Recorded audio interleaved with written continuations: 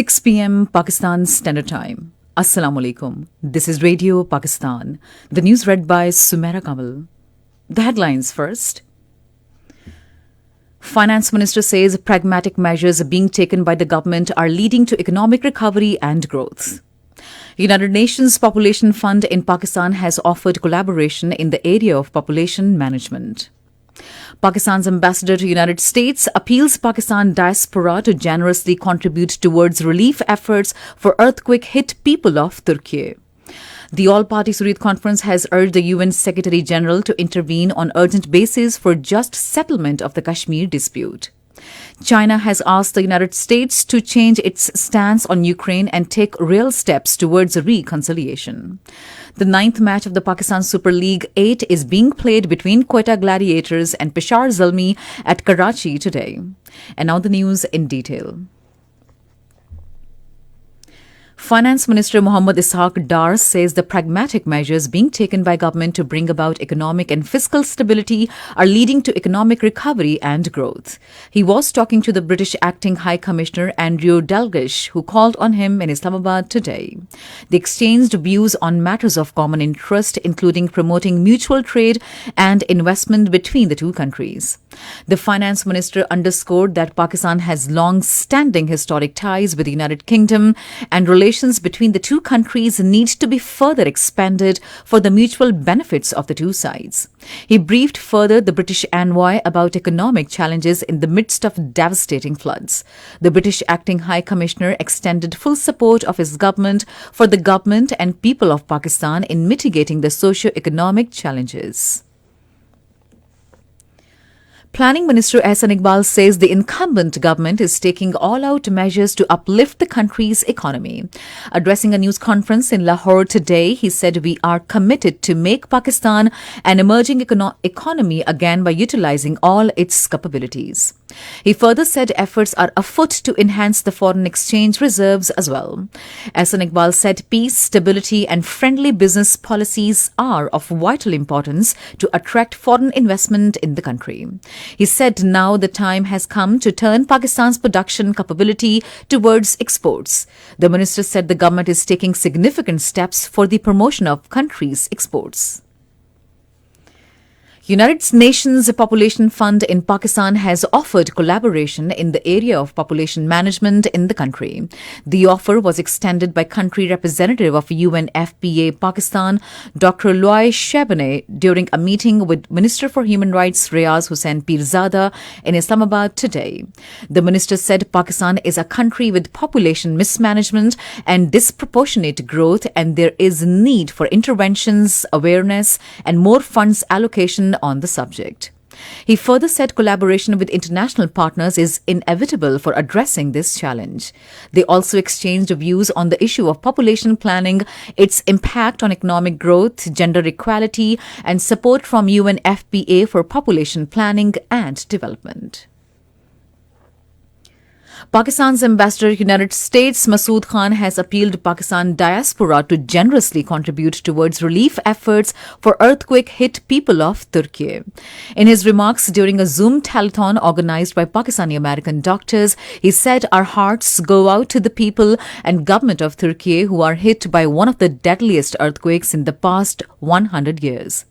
Masood Khan said Pakistan responded immediately to the emergency in Turkey by dispatching several aircraft sorties and truckloads of relief materials. He said, "We fully support the appeal of the UN Secretary General for at least $1 billion to give relief in the early recovery stage." The facility to donate through SMS for Prime Minister's Fund for Earthquake Victims of Turkey and Syria has been launched. Under the facility, mobile phone users can donate 10 rupees to earthquake victims of Turkey and Syria by texting fund to 9977. Chairman National Disaster Management Authority Lieutenant General Inam Haider Malik, along with his delegation, participated in the 3rd International Humanitarian Forum at Riyadh in Saudi Arabia. The theme of this year's event was Evolving Humanitarian Needs, Development and Response. The event was inaugurated by the Foreign Minister of Saudi Arabia.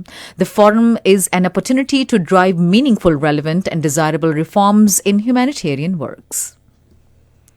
This is Radio Pakistan.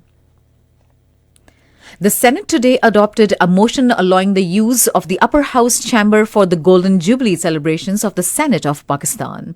The motion was moved by Gurdeep Singh. In his remarks, Chairman Senate Sadiq Sanjarani said the Golden Jubilee celebrations will be held next month to highlight the historic importance of the upper house. He said a special session of Senate will be held from 15th to 17th of next month in connection with Golden Jubilee celebrations. He said former senators will also be invited for a day-long informal session of the House. At the outset, the House offered Fatiha for those martyred in recent acts of terrorism in the country. The House has now been prorogued. Prime Minister Mohammad Shehbaz Sharif has expressed deep sorrow and grief over the loss of precious lives in tragic road accident in Kallar Kahar and boat overturning incident at Kalankar Lake in Umarkot. In his condolence message, the Prime Minister prayed for the departed souls and the bereaved families. He directed to provide best possible medical facilities to those who were injured in both the incidents. Sindh Chief Minister Murad Ali Shah has reiterated the resolve to eliminate scourge of terrorism from the province. In a statement today, he said attack on Karachi police office is being investigated from all angles. The Chief Minister said one terrorist belonged to Lucky Marwat while the other one was from Waziristan. In Indian illegally occupied Jammu and Kashmir, the All-Party Hurriyat Conference has urged the UN Secretary-General Antonio Guterres to intervene on urgent basis for just settlement of the Kashmir dispute to avert a big catastrophe in the South Asian region. According to Kashmir Media Service, illegally detained senior All-Party Hurriyat Conference leader Naeem Ahmed Khan, in a message from New Delhi's Tihar jail, regretted that India has turned occupied Jammu and Kashmir into a battlefield where its troops are involved in treating entire civilian population as enemy. People's Democratic Party President Mehbooba Mufti, talking to party workers in Jammu Kashmir, appealed to the people to fight for their rights without being misled by any Hindutva slogan being raised by the ruling BJP-RSS nexus in India. The United States has pledged to provide new $500 million military aid package to Ukraine.